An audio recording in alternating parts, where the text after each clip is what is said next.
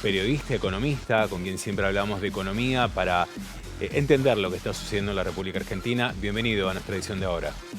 Fernando, ¿qué tal? Buenas noches, ¿cómo estás? Muy bien. Bueno, acá preocupados obviamente una vez más con el dólar blue o dólar ilegal que también va marcando el tiempo y el ritmo de la economía argentina.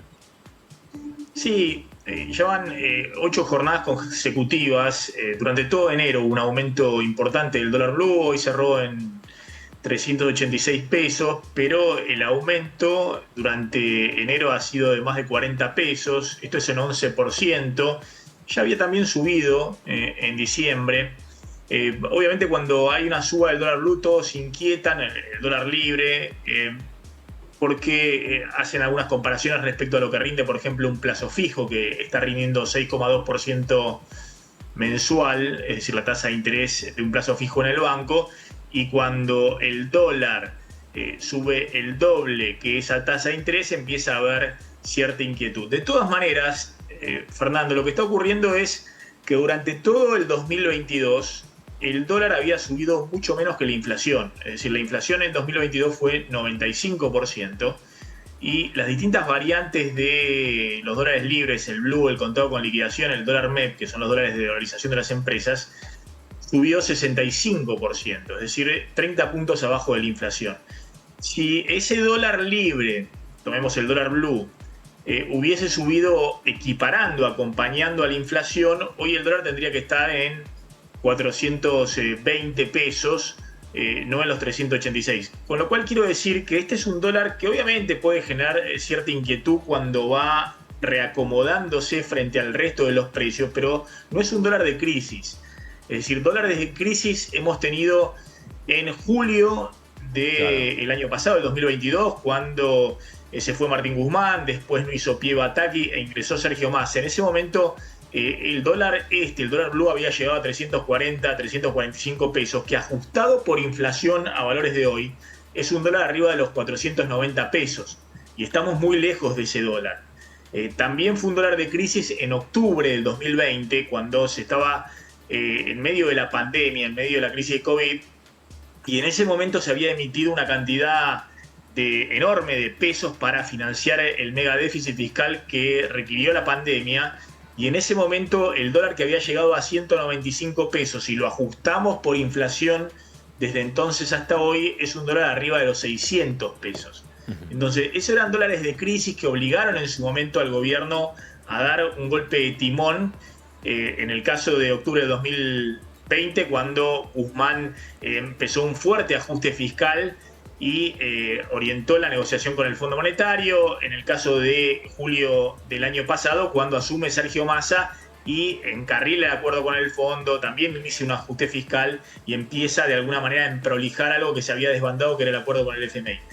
De todas maneras, Fernando, yo creo que lo que está ocurriendo también es que en el dólar blue tenemos un dólar turista que está en 385 pesos. Es muy difícil que el dólar blue esté muy lejos de ese dólar turista. Es decir que aún en un escenario donde no hay crisis, ese dólar blue va a seguir subiendo acompañando al dólar turista. Y ese dólar turista se ajusta todos los días por el tipo de cambio oficial más el 100% de impuestos, con lo cual es probable que a mediados de febrero tengamos ese dólar arriba de los 400 pesos. Pero insisto, siempre que acompañe a inflación no es el escenario de crisis. El peligro es que eso se dispare muy por arriba de la inflación. Bueno, obviamente siguen de cerca en el Ministerio de Economía esa situación. Hay toda una expectativa que se ha generado en las últimas semanas respecto a que van a ingresar menos dólares a la economía argentina por el impacto de la sequía sobre la cosecha gruesa a partir de marzo-abril. Obviamente eso presiona también sobre la dolarización de carteras. Aquellos que tienen pesos, pese a que la tasa de interés está a un nivel muy alto, prefieren volcarse más al dólar. Pero te diría que en principio, en el corto plazo, mientras no veamos un salto que se despegue de la inflación, no es un dólar de crisis.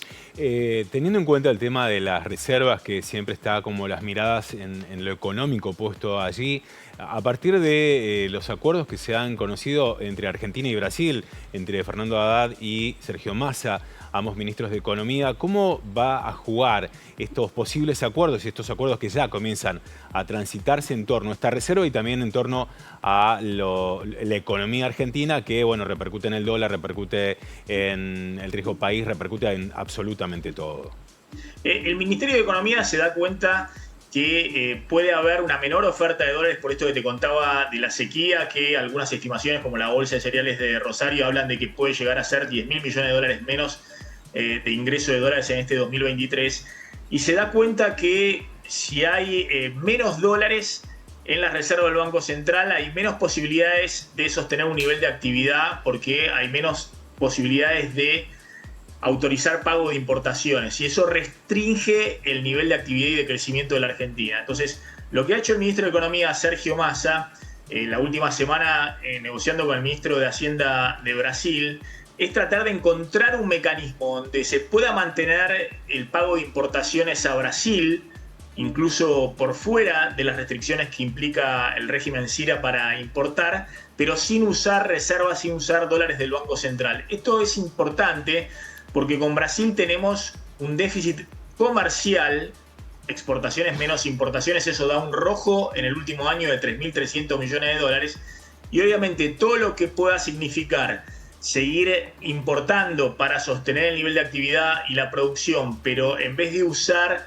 dólares de las reservas, poder usar un financiamiento que se está negociando con el Banco do Brasil, es decir, que haya un financiamiento y que los pagos se puedan postergar al menos un año. Eso significa, ya te digo, no solamente cuidar las reservas del Banco Central para garantizar la estabilización, sino también el nivel de actividad, porque es muy importante mantener el nivel de importaciones, que es lo que mantiene el nivel de actividad. Lo mismo se hizo con China, que es el otro gran déficit comercial que tiene la Argentina.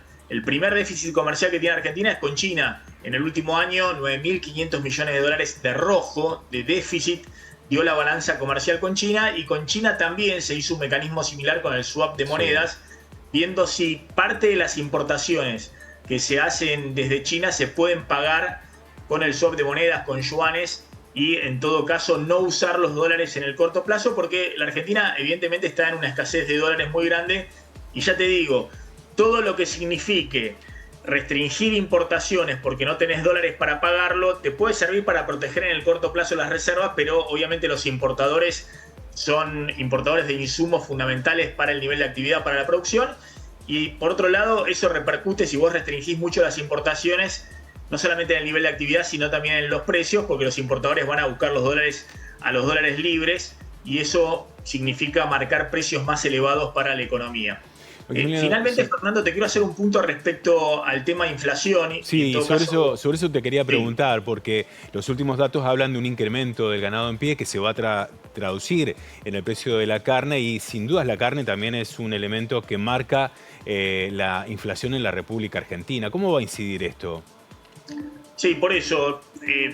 Ahí, la verdad que en los últimos meses el precio de la carne había quedado totalmente deprimido. Es decir, y sobre todo en la segunda parte del año, un efecto especial también en los últimos meses con el tema de la sequía y la liquidación de stock, que significaba una sobreoferta de ganado, y eso implicó que en meses que habitualmente hay aumentos de precio de la carne, como en diciembre, eso no ocurriera, y eso ayudó mucho al índice de precios, y sobre todo en los últimos 2 o 3 meses al índice de precios de los alimentos. Esto se está revirtiendo porque, bueno, algunas lluvias han generado también la posibilidad de retener ganado y empezar a recomponer los stocks vacunos. La recuperación del precio del ganado también era necesaria, porque hay precios en la economía que no pueden quedar en algún momento muy atrasados respecto a la inflación general del 95%, pero inevitablemente en algún momento tenía que llegar a algún tipo de recomposición del precio de la carne. Esto lo empezamos a ver en enero, y sin duda es una señal de alarma para el índice de precio del consumidor, porque la ponderación de la carne es muy grande, hay un peso muy grande de la carne en el índice de precios al consumidor, y en particular la inflación de alimentos. Pero bueno, era inevitable. Vamos a ver cómo termina de cerrar el mes, pero seguramente vamos a tener un índice inflacionario en enero superior al que hubo al 5,1% de diciembre. Maximiliano, bueno, como siempre, muchísimas gracias por analizar la economía, por entender la dinámica de la economía y obviamente tenemos que seguir muy de cerca esta economía que va constantemente en cambio. Muchas gracias por toda la información. Gracias a vos, Fernando. Buen fin de semana para todos. Buen fin de semana. Hasta luego.